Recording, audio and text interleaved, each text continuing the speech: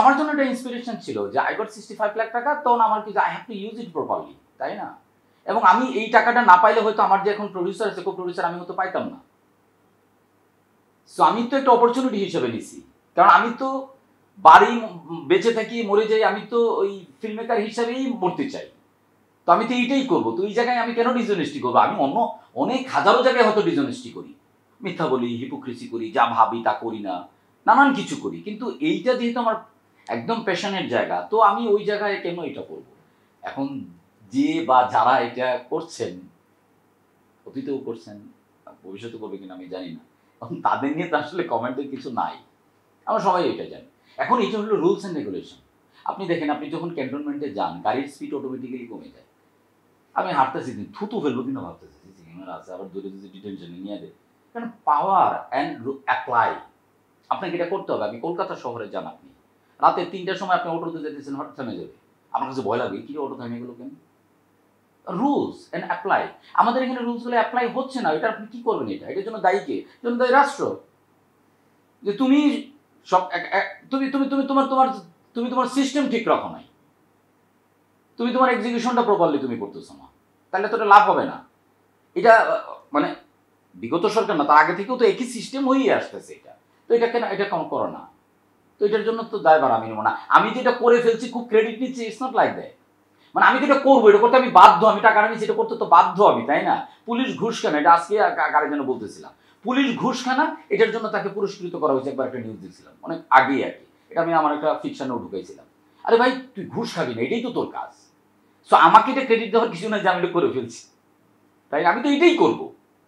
ওরা আমাকে চাপ দেওয়া হবে, কেন তুই করলে না, ঠিক মতো করলি না, এইটাই তো নাই। হ্যাঁ, টাকা দিয়ে দিলেন 70 লাখ 75 লাখ বা হোয়াট এভার টাকা, যেটাই যেটাতে তোর ছবি হয় না, বা ওই টাকা দিয়ে যেভাবে ম্যানেজমেন্ট করি, এটা তো একটা প্রপার সিস্টেমের মধ্যে দিতে হবে, তাই না?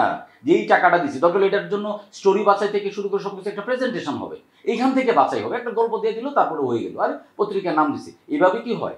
আমরা বিজ্ঞাপনে কাজ করি দীর্ঘদিন, আমাদের প্রেজেন্টেশন দিতে আগে পিচ করতে হয়, প্রেজেন্টেশন দিতে হয়, নানান কিছু করে তারপরে কাজটা নিতে হয়, এবং কি কাজটা করবো এটা আগেই ক্লায়েন্টে দেখায় দিতে হয়।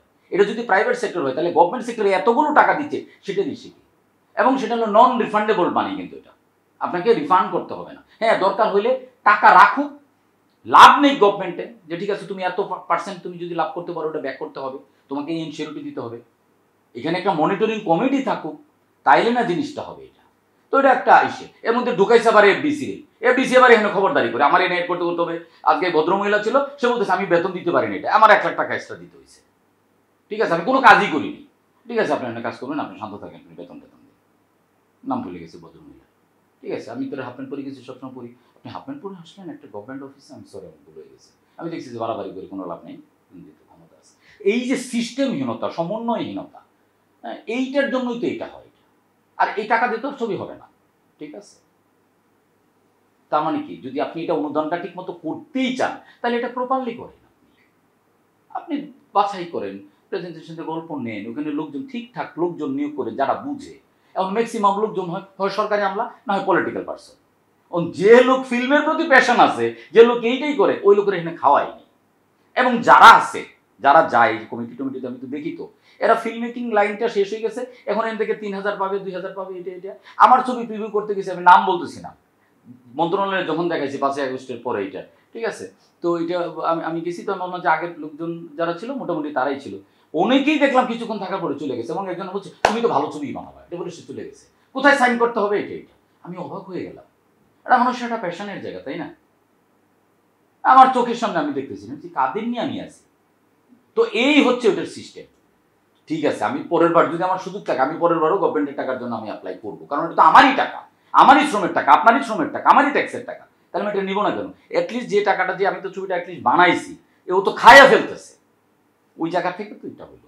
এখন এটা প্রপার সিস্টেমের মধ্যে পড়ে নাই, যদি এটা সিস্টেমের মধ্যে পড়তো, এটাকেও আমরা ইউটিলাইজ করতে পারতাম।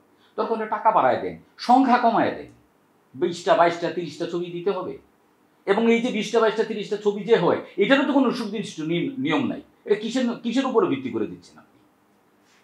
তাই না? কোনো তো এটা পুরোটাই তো ভিত্তিহীনতা। আপনি দেখেন একবার জিনিসটা ভাবেন, মানে আমি এটাতে ইমোশনালি ঢুকে না বুঝে ঢুকে পরে আমার মনে হয়েছে আরে ভুল করে ফেলছি, মানে আমার তো ফিল হয়েছে তখন এইটা, যে এটা কি, এটা তো একটা সমন্বয়হীনতার কাজ এটা।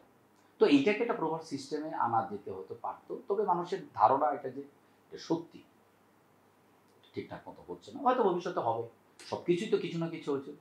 আমি একটু অপটিমিস্টিক মানুষ, আমারও আশা আছে যে এটা একদিন হয়তো একটা সিস্টেম ঠিক হয়ে যাবে। তো এই কথার সাথে আরেকটা কথা যোগ করি যে এই ইসের ছবি কথা বললেই মনে হয় যে এটা কি কমার্শিয়ালি আসলে রিলিজড হবে, দর্শক আসলে দেখবে, একদিকে অনুদান শব্দটা আছে, আবার এদিকে মোশাররফ করিমটা।